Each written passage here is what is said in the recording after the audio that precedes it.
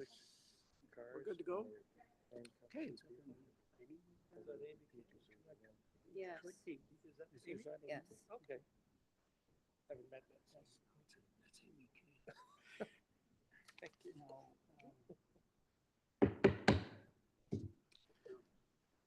Good evening, everyone. I am going to call this meeting to order, and we have live streaming now, so welcome to those who are watching us on YouTube.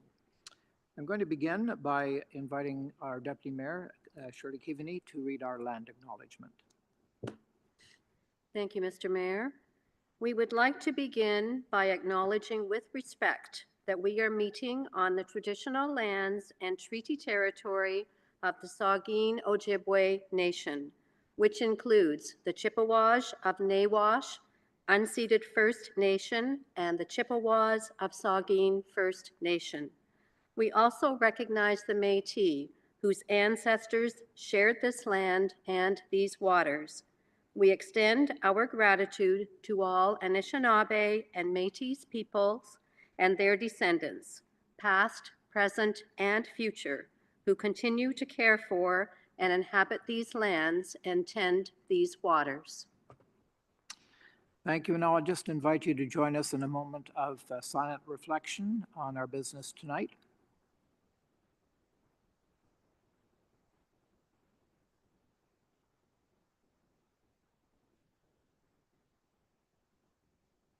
Thank you. Is there any disclosure of pecuniary interest? Seeing none, I just invite you to bring it forward if it should occur at any time.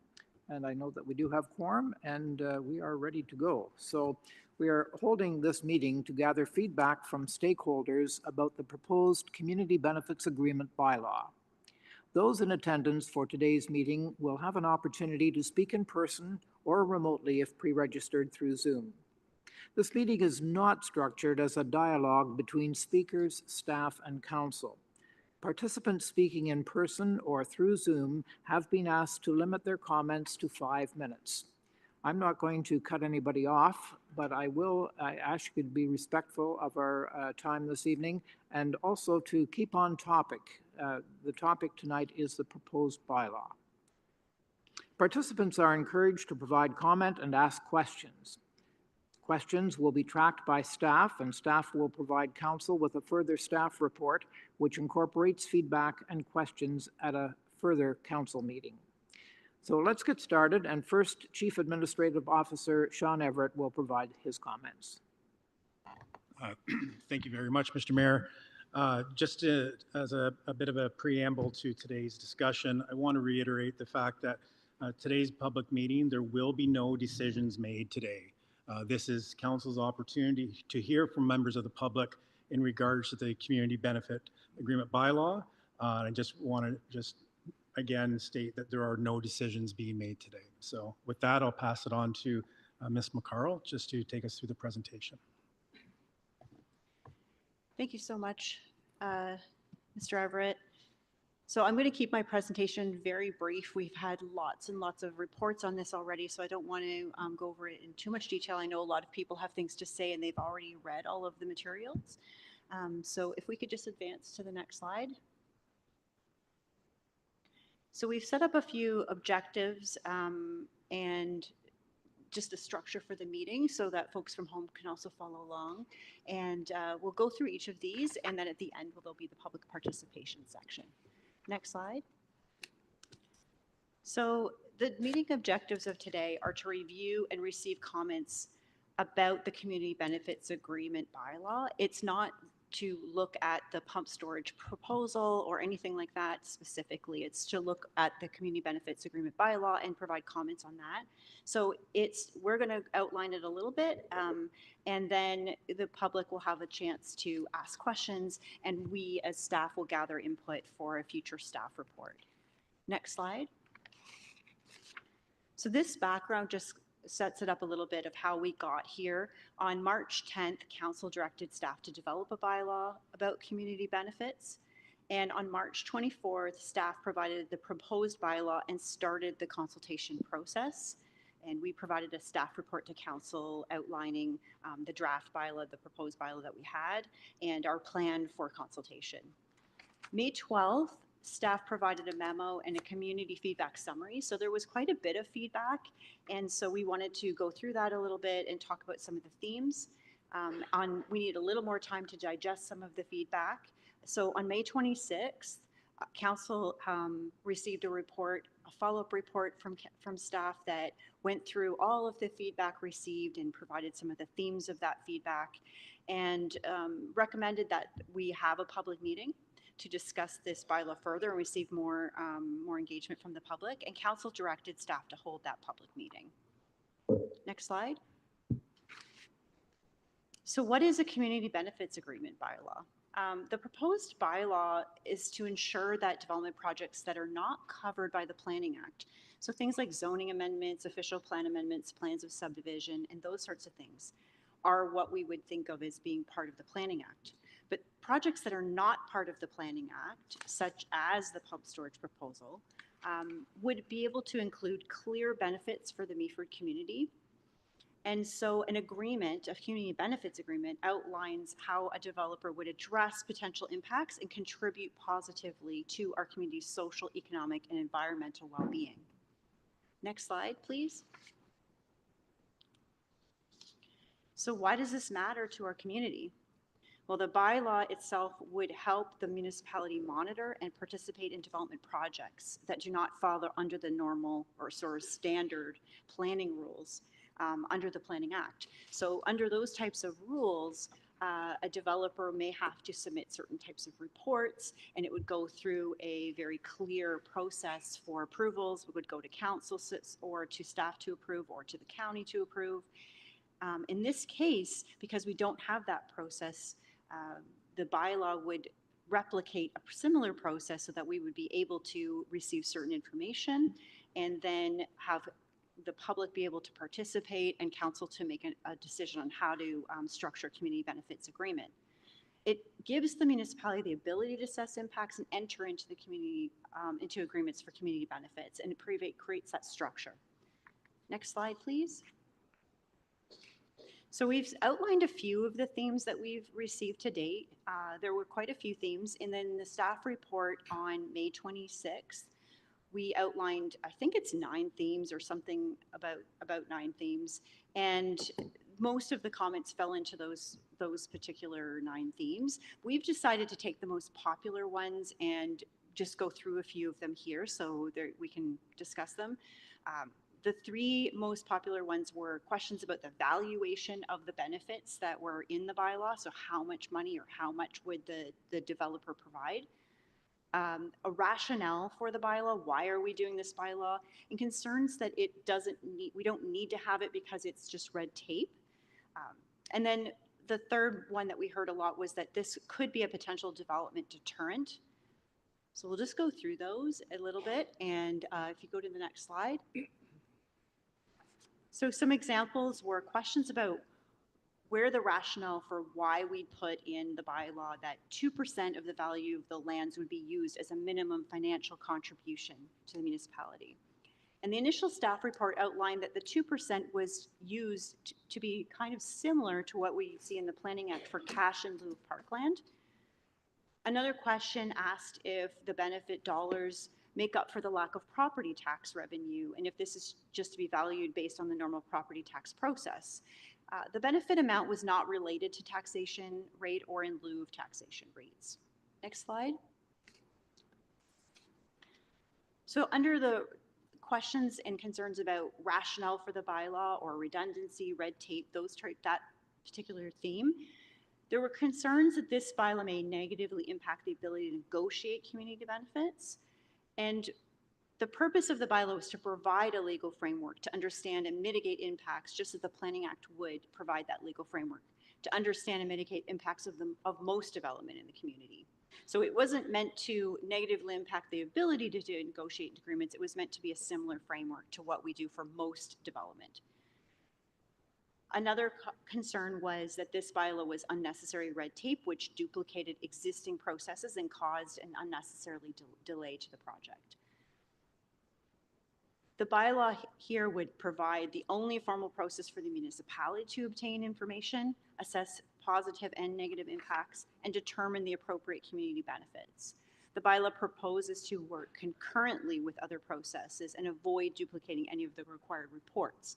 So if you had read the bylaw specifically, it talks about 6 reports, and those reports that we would receive as part of the bylaw for council and the community to assess the impacts of the proposal were descriptive reports or reports about what the project is. So for example, the 6 reports that we had here were describing the development, assessing the environment around the development, identifying the applicable laws and policies to the development, predict potential positive and negative impacts about the development, and propose mitigative measures and community benefits at a later stage in the process, and summarize public consultation.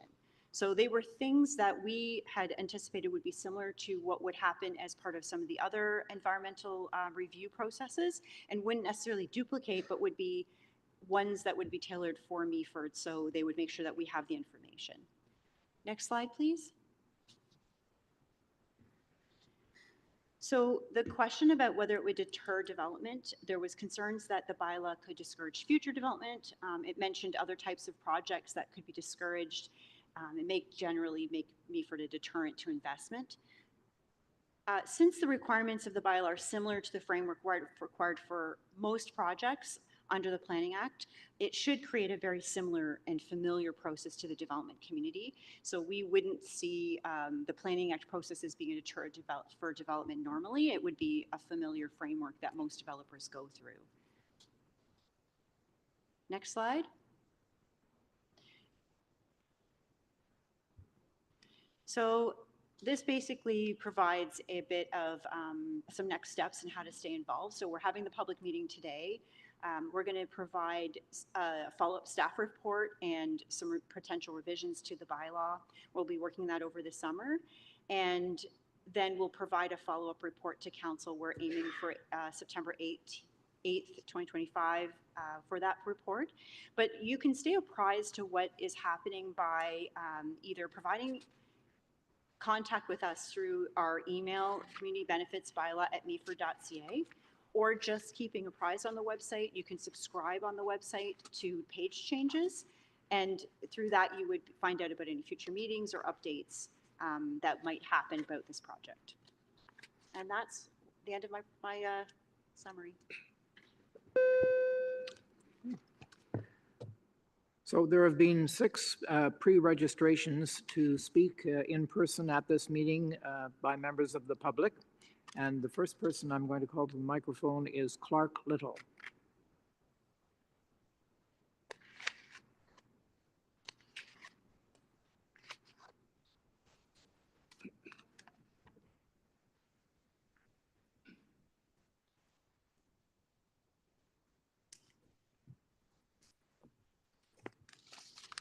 Your worship, I thought you'd save the best for last. Good afternoon, good evening. My name is Clark Little. I know all of you. I'm here on behalf of TransCanada Energy to provide comments regarding the proposed Community Benefit Agreement bylaw. TransCanada submitted our written comments concerning this bylaw on April 17th during the 30-day public consultation process. Pardon me, rather than going over our submission and in the interest of time, I'd like to use these brief moments to offer some succinct thoughts about community benefit agreements in general. I would call it Community Benefits 101. First off, a community benefit agreement is a legally binding formal agreement between a project developer, TransCanada Energy in this case, and a community, the municipality of Meaford. The community benefit agreement outlines specific benefits the community will receive in exchange for its role as the Ontario Pump Storage host municipality.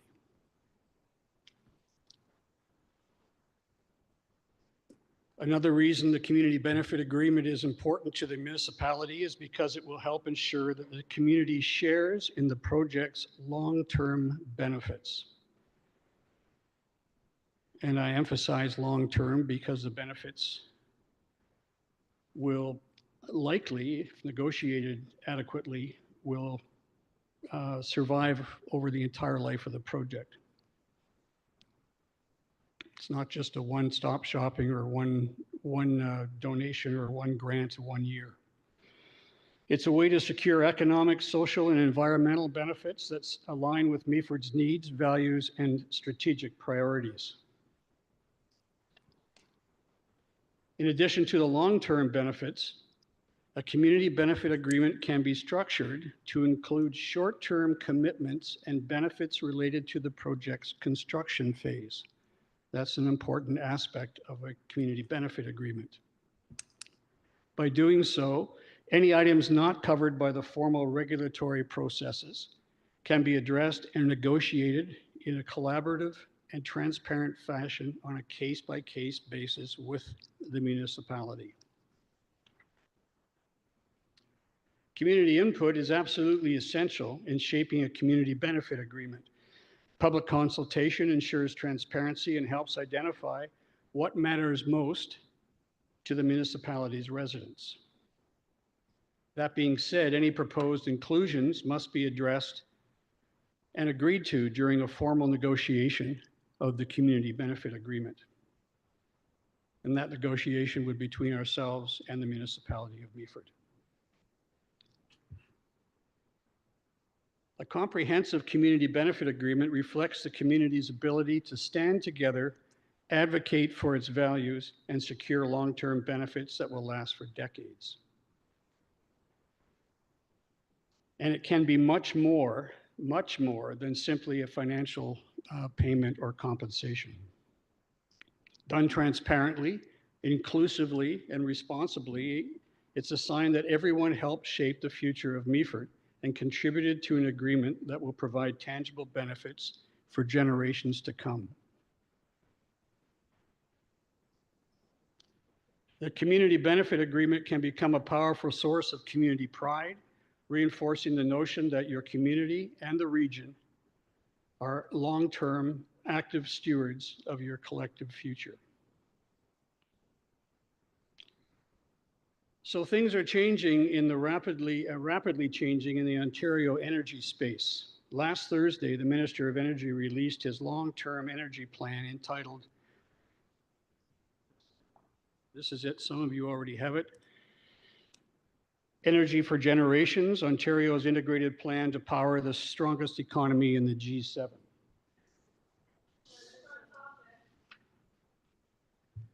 The plan articulates an integrated approach to responding to Ontario Energy's demand out to 2050. Every future project has its place alongside other projects to achieve the plan's goals. We hadn't seen it until Thursday, and so I'm not going to spend a lot of time on it. I'm almost out of time anyway. Importantly, the plan speaks to, I'm going to quote from the document, working in a partnership with Indigenous communities, municipalities, businesses, industry, and energy system stakeholders, unquote, to achieve Ontario's energy goals. It's an integrated approach. Later in the document, the plan discusses the Ontario Pump Storage Project as part of the future electrical infrastructure for Ontario. The quote, the OPS would complement other actions the Government of Ontario is taking to meet rising demand, including expansion of nuclear capacity at Bruce Power, unquote. And that's an important soundbite because it alludes to the integration of several assets or asset set to provide the solutions for the next 25 years.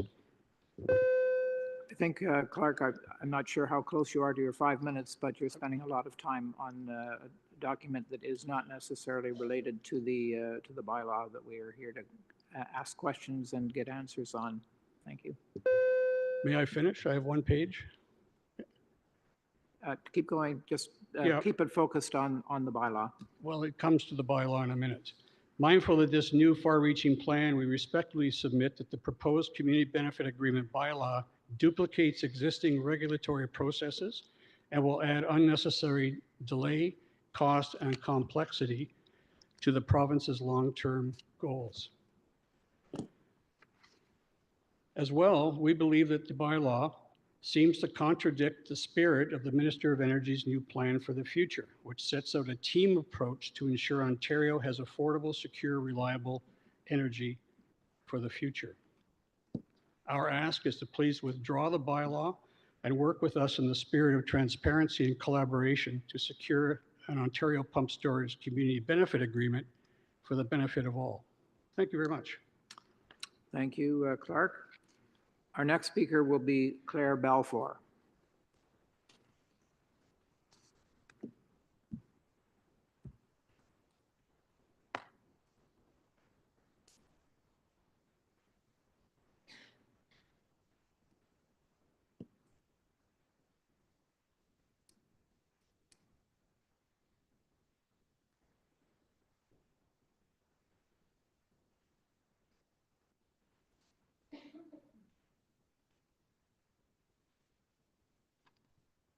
Good evening, Mr. Mayor. Claire, would you want to just tip your mic down a little?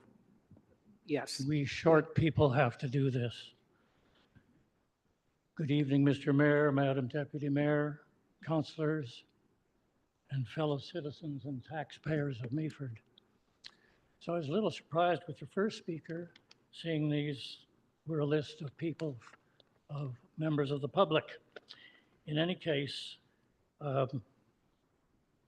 I'd like to ask a couple of questions, if I may. I understand the bylaw originated with the deputy mayor, who apparently is hoping for some changes. But my first question is, what or who was the original impetus for this proposal? And why is it coming now? It seems it would apply to TC Energy's project, except it won't be retroactive. Claire, I'm going to just ask you to hold for a second. Can people at the back of the room hear? Are you hearing fine? I don't believe everybody in the panel is hearing. Can you hear me now? Yeah, that's better. Thank you, and I apologize. That was not very good in the case of our first speaker, so go ahead. Thank you. I'll repeat. I understand the bylaw originated with the deputy mayor, who apparently is hoping for some changes. But my first question is, what or who was the original impetus for this proposal, and why is it coming now? It seems it would apply to TC Energy's project, except it won't be retroactive. Why is that? No construction has begun, no approval has been given. Did anyone consider shaping the bylaw to apply to TC Energy's $7 billion behemoth? We all know that project would disrupt the community and destroy much of the natural environment that is Meaford's crown jewel and its principal asset that brings tourists, new residents, and therefore revenue. If this bylaw were to apply, it would find the company failed in its first obligation, that is to provide notice as early as possible. In fact, TC Energy floated that concept in the extreme by informing the former mayor, but swearing her to secrecy for 6 months, even from sharing the information with her own council, let alone with the people of Meaford. TC Energy has failed in a number of other respects, such as provision of relevant reports that might shed light, some light, however dim, on its plans. According to Section 11 of the bylaw, these failures would mean it is guilty of one or more offenses and liable to penalties. So why wouldn't the bylaw apply? Or is this bylaw being brought forward now because more than 2 years after this council voted its conditional support for the pump storage project, the promise of municipal benefits has not in fact materialized, and the assurance of $1.5 million a year is pathetically paltry? Is it because council is embarrassed that it was so dazzled by TC Energy's promises that it failed in its responsibility to nail down precisely the much needed benefits to the community, when so far all Meaford has received is reimbursement of legal fees and a lot of hot air? As I understand it, this council had a chance to wield leverage for the community at least twice. First, by withholding its conditional willing host support, vital under Ontario law, until it had done due diligence and had a solid specified benefits package nailed down. Secondly, by passing legislation giving it jurisdiction over the shoreline and offshore water. In both cases, this council failed to secure for itself and its citizens a meaningful seat at the table, at the negotiating table. My last question concerns the two fives, Ontario's Bill 5 and the federal government's Bill C5. Both provide for overriding municipal bylaws and regulations. Therefore, won't this proposal have absolutely no effect in the phase of a project that is advanced by a favored proponent? Thank you. Thank you, Mr. Balfour. Our next speaker is Amanda Greenfield.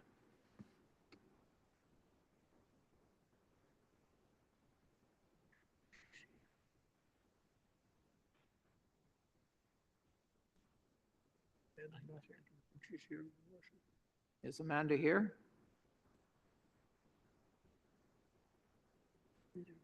Well, we'll continue down the list and come back to her. Susan Johnston.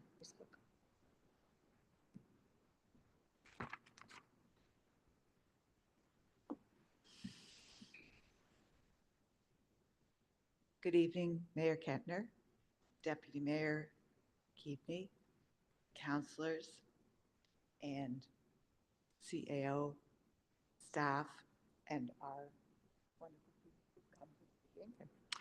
Well, please speak right into the microphone and speak Okay, up, okay? I have a very Thank soft you. voice. Okay. So the proposed bylaw should be termed Community Benefits, Community Impacts Agreement, or Community Risks, Community Rewards Agreement. Language is important, revealing what we are really considering. The risk-reward ratio needs to be calculated for this pump storage proposal. A brief look at the calculation of the risk-reward ratio includes reward as potential financial compensation from TCE, which could possibly help the municipality of Meaford's balance sheet. I do wonder what has been offered by TCE to this point. The risks are potential losses, community impacts, which include cost to the taxpayer subsidizing a $7 billion project, construction disruption for an estimated 4-year period, use of outdated technology which provides no net value to Ontario electricity consumers according to the IESO. The pump storage would use 30% more energy than it produces.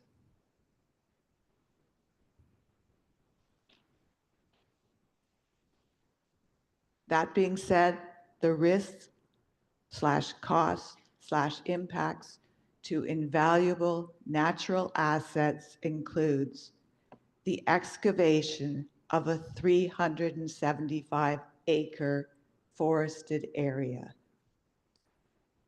the disturbance of land that contains toxic pollutants resulting from national defense munition training with potential transmission to Georgian Bay. Provisions have been suggested that water testing be mandatory before, during, and after the project, which could serve to document the more than likely contamination of the water of Georgian Bay. Hazards to aquatic life as a result of pumping 23 billion liters of water up and down the escarpment daily. To evaluate whether this is a project which has merit, divide the potential reward benefits by the potential risk, costs. What is your calculation? It is up to us as community members to analyze what is really being proposed and if this is an acceptable risk. We say no. This is not an acceptable risk, and no amount of benefits will change the ratio from a deficit position. Therefore, we request that the Council of the Municipality of Meaford withdraw their conditional support for the construction and operation of a 1,000 megawatt pump storage facility. At the very least, we need a referendum. Thank you for your time. Thank you, Susan. Thank you, Susan. I'm going to call again for Amanda Greenfield to speak. She's with us now, Amanda. Yeah, there she is. Yep.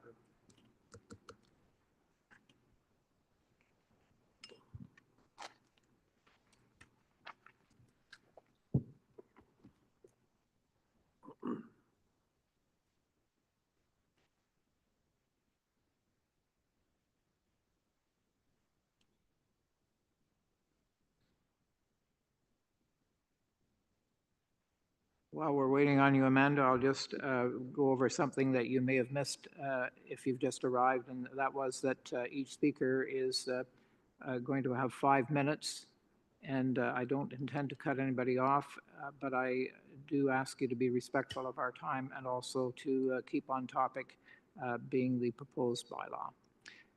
We've also had a few sound problems, so please speak right into the microphone and speak up. Thanks.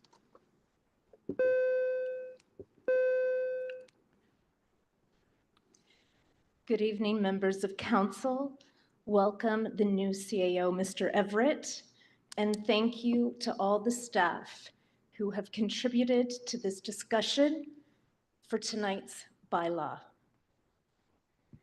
I am Amanda Greenfield, concerned resident and progressing opponent to TransCanada Energy's pump storage station.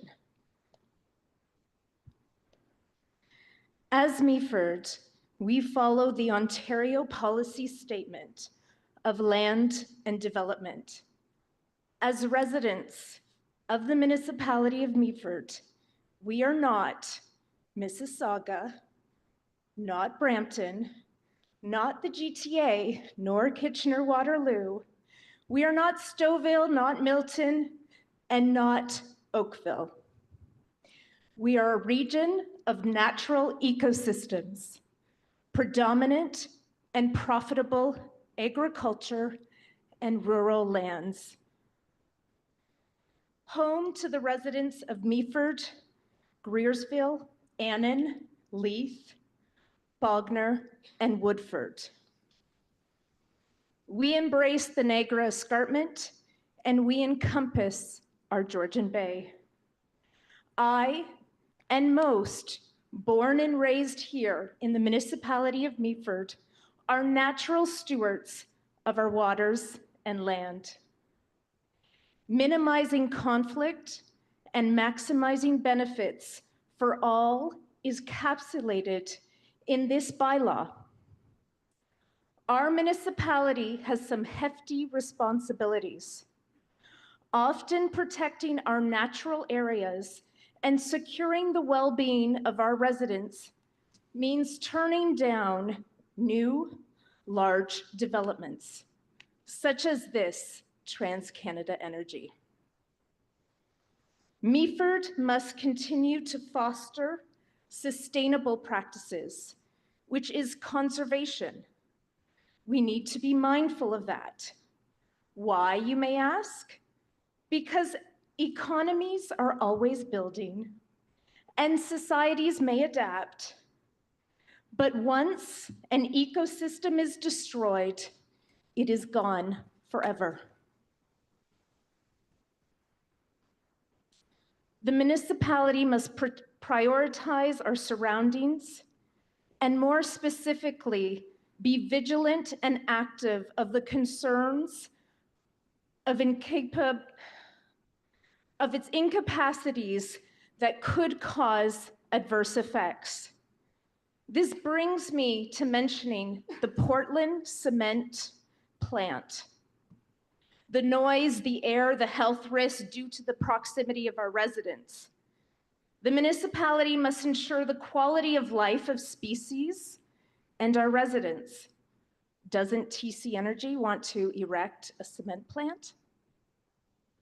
This would not be balanced and will have adverse impacts to the municipality of Meaford.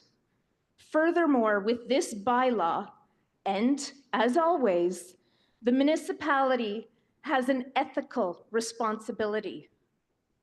A guiding principle must be environmental as we integrate into our land planning. Protecting our green spaces, adding to our ecotourism, and valuing and preserving our natural areas are a must. As biodiversities are an essential part of Meaford's landscape, and planners in our municipality, you are the foot soldiers to implement the land use, which is including this bylaw. You've heard about, already mentioned, the two Bill 5, C5, and Bill 5. We need to be vigilant on how we move forward.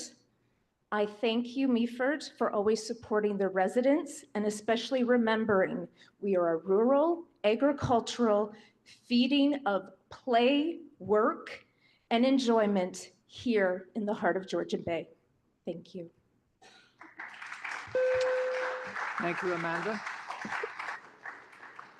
Next speaker is Timo Hotari.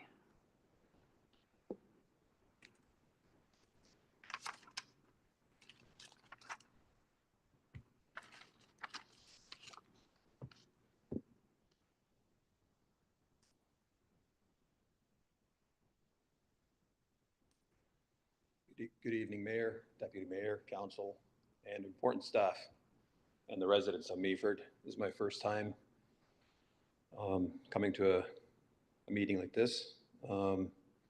Very passionate inhabitant of Meaford now, raising young families and stuff.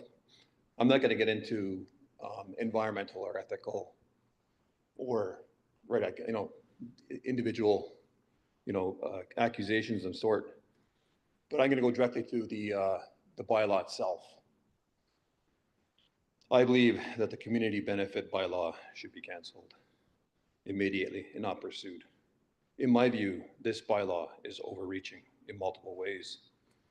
But most importantly, I feel the intent to modify or interpret laws in a manner that allows the town and the planning departments to enforce regulations outside their jurisdictions is fundamentally wrong. And it is detrimental to all parties involved. I'm talking about bylaws. These bylaws appear to prioritize short-term gains over long-term planning. For example, looking at Port Elgin and Kincardine, those towns that we surf in, those towns have thrived thanks to the ongoing benefits of Bruce Power and TC Energy. It seems that their success is rooted in responsible long-term development, which this bylaw could jeopardize. I think most bylaws are great. I think the town needs control and enforcement with bylaws through regulations to assist in their growth or planning. But I don't feel that bylaws that are more for, maybe trying to capture some short-term, benefit when infrastructure projects always help economically every town that they're in. We built a big power plant in Meaford and powered on the dump. And now the town of Maple Township now runs that power plant, all benefit. So I think these bylaws, I think we should, look at bylaws and regulations when the town, we all have our jurisdictions on how we operate under a different act. Planning Act, Building Act, Traffic Act, everything. I think we should stay in our jurisdictions. Thank you. The last speaker on this list is Kelly Haslam.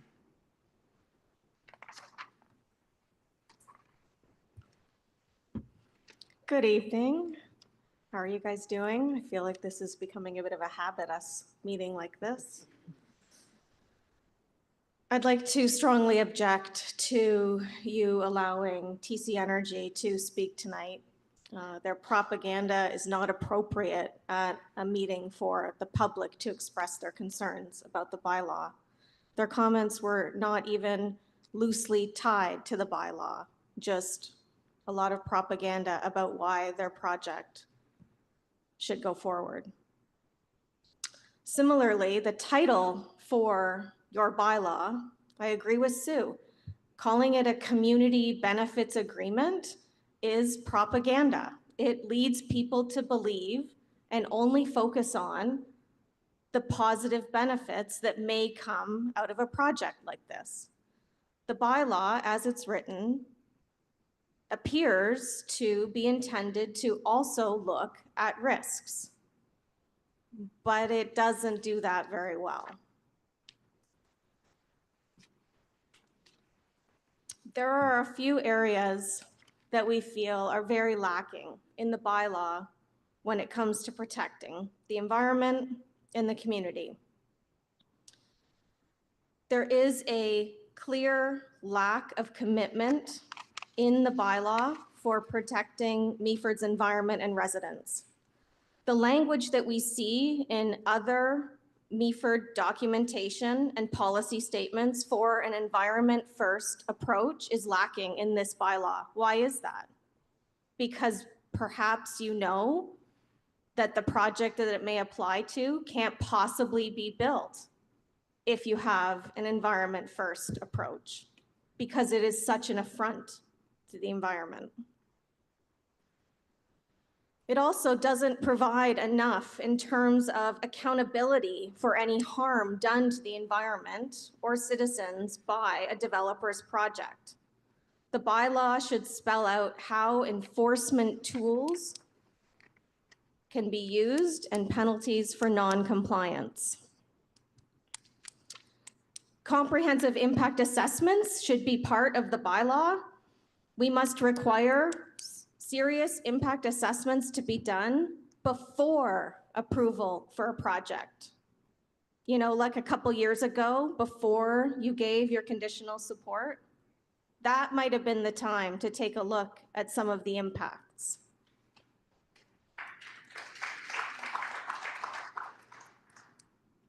But you've given away that power.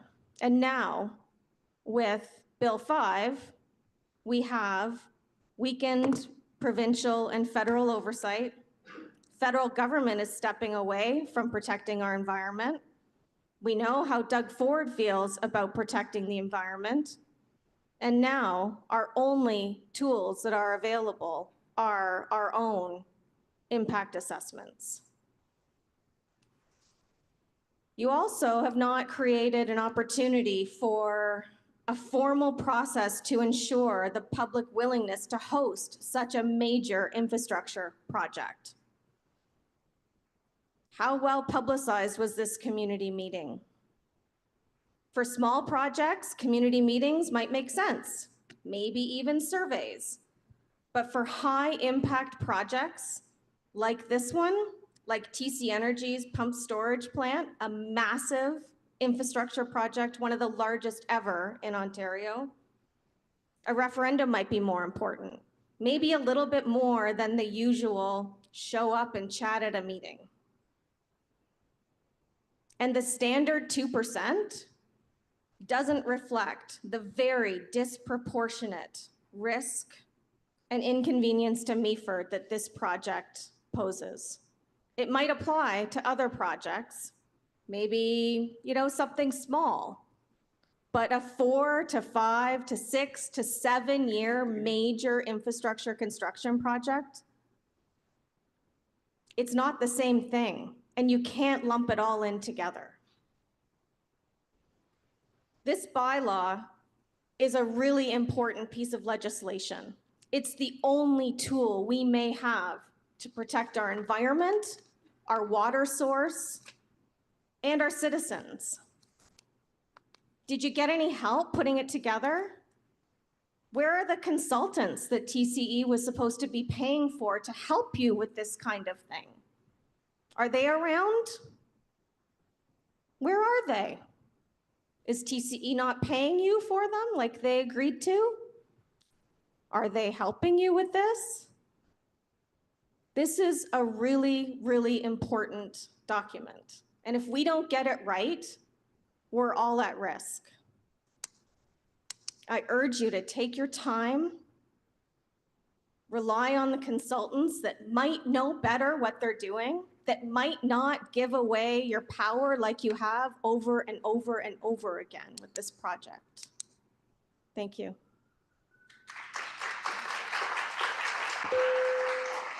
Thank you, Kelly. Thank you, and I just take advantage of the opportunity that was sort of created there to point out that if you read the agenda tonight, you will find that the bylaw has been updated in certain ways, and certainly the 2% is no longer the figure in the bylaw. So I think it's important that people review the information in tonight's agenda, which will show a number of edits that were prompted by the feedback that we have received to date. I'm going to ask if there's, that completed the list of speakers. Is there, yes, I imagine that you would like to speak. Would you come to the microphone and introduce yourself?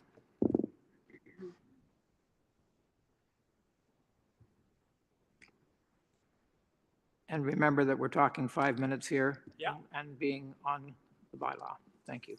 Joseph Liang, Deputy Mayor, members of council, staff, and the public. I think it's good to have a bylaw, and this bylaw should have been benefits and non-benefits. The reason I said this is that as a municipality, we are going to be in great danger if something happens, and things do happen. I'm going to cite something that happened about 2 years ago. Edenville Dam failed, Sanford Dam failed after that, and Nigeria a couple of weeks ago, another dam failed, killing people. But the 2 dams in Michigan didn't kill anybody. And just recently, last week, Judge Redford allowed the community to sue the state of Michigan. So if we build a reservoir on the tank range, if something happens, I have no proof it's going to happen, and we have no proof that's not going to happen.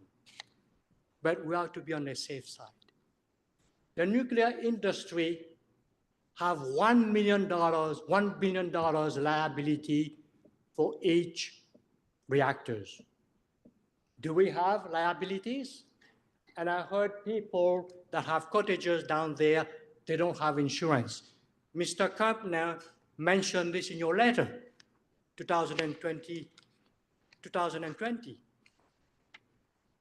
that Helen Scott cannot get insurance. The insurance said, we're going to deny the damages, but we're going to let you do what you have to do. That means sue the municipality, sue indigenous people, and sue TCE and the province. And it's happening. I'm going to be following this, what happened. The judge said the lawsuit can go forward. Now, when I say about benefit and non-benefit, this should have been in there. That would demand that there is an insurance to cover yourself, which is us. Now, Bill 5, I read Bill 5, it says, this area could be named Special Economic Zone. Cabinet can exempt companies to comply with the provincial, any provincial and municipality bylaws. What bylaws are we passing? And government, Ford gave you a bit of carrot and is taking it away from you. Ms. Kivini, you had this resolution. You're going to say 4 conditions. The last one is environmental impact assessment. We're not going to have this. The species, nothing is going to be protected. ANZI, area of national scientific interest. Our fragile ecosystem, our fish, our water, our escarpment. So I would say, Ms. Kivini, your resolution was good, and also Council direct the mayor to send a letter to the minister that we've put a resolution, we support you. Conditional. The 4th condition is broken. So what you can do now, think about it. Pass a resolution to revoke this business with TCE. Thank you. Thank you, Joseph. Is there anyone else in the audience that would like to speak?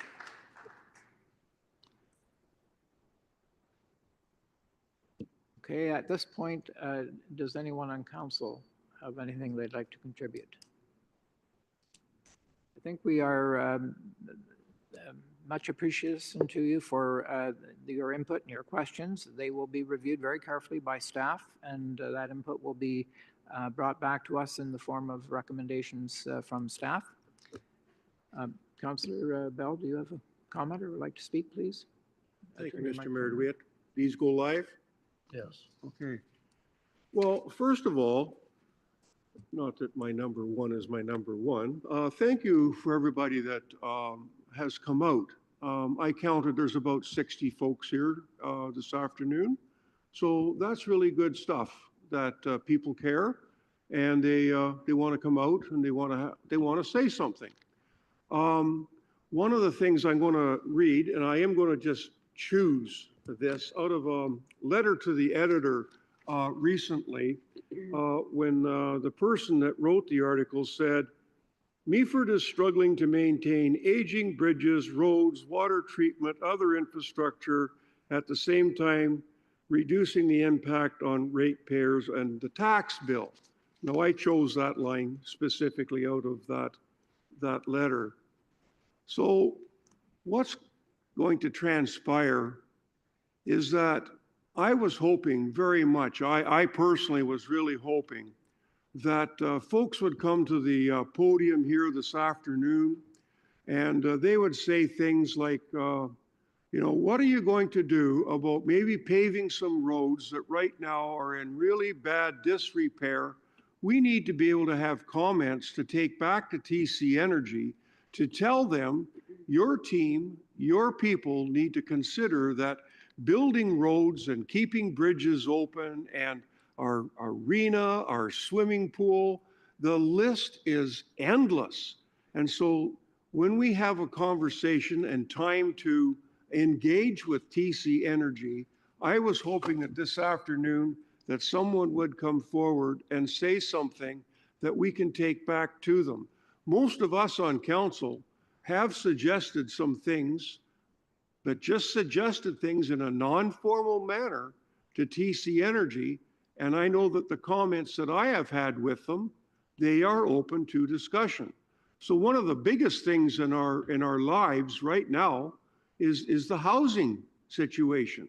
Well, folks, whether you're for the project or against the project, there's going to be a work crew if this project moves forward. Now I don't think I'm out of school to say this, I have suggested that when housing is made for these personnel, wouldn't it be super if TC Energy took the keys to those dwellings and said, Municipality Meaford, here's some keys, here's your answer to having no houses that are affordable. It was just an idea that I had. I have suggested it to them. But if they don't hear things like that, then there's nothing to discuss. And this afternoon, someone said about maybe not advertising so good or promoting it. I caught a copy of this out of our local paper again. I thought we did a fairly good job of advertising for this meeting. And with 60 people who came out, I think that shows that there was a solid effort on those who wish to engage. You've come out. I strongly believe, I wholeheartedly believe, a great price has been paid for folks to come to a podium and speak freely. And I support that. So whether you're for the project or you're not for the project, we live in a pretty wonderful country. You can come to that podium and you can talk to us. We've got it made here, right here in this municipality. So I want you to go home and I want you to think about what we can ask them about, even if you just send it off to council. Just address it to council. We'll get your letter. So thank you, Mr. Mayor, for that. And I hope I wasn't out of line. Is there anyone else who'd like to speak? Deputy Mayor Keaveney. Thank you, Mr. Mayor, and I would like to just take this opportunity to clarify a few points that were brought forward. But before I do that, again, as Councillor Bell and the Mayor have done, I want to really thank everyone for being here this evening. It means a lot to this council that you take the time to come and share your viewpoints, so thank you. I wanted to share that we have requested a delegation at AMO to discuss Bill 5. So Bill 5 is a concern to this council as well. There was a question about consultants. Did we have any consultants assist us with the preparation of this bylaw? And I want to share that we did have legal assistance in the preparation of the language for the bylaw that is in front of us now. Our official plan, when you open the first page, it speaks to environment first. And I can assure you that all of us sitting up here around this horseshoe maintain that very important thought that our environment does come first. And that is equally important to us as it is to all of you. When we talk about benefits to date, I want to share that TC Energy has completely paid all of their invoices. Anything that we have submitted has been paid in full. We have not been able to negotiate benefits to this point because the project wasn't in a place where there was an opportunity to have that negotiation or that discussion. Not until the province gave the green light, which they did, and the $285 million to go forward with the impact assessment process. That is the time that has now put us in a position where we can start to have those conversations. So those were the points that I wanted to clarify. And again, thank everybody for being here tonight. Anyone else wish to contribute something to the conversation? If not, I'm going to once again thank everyone for attending this meeting and sharing your thoughts on this proposed bylaw. The matter, as I said, will now be referred back to staff, who will review comments provided to date and feedback from this public meeting and provide recommendations in a follow-up staff report. If you would like to receive notice of a future decision on this proposed bylaw, you may subscribe to the project page on the municipal website at www.meaford.ca/CBA or email communitybenefitsbylaw@meaford.ca. And with that, I'm going to declare this meeting adjourned. Thank you again.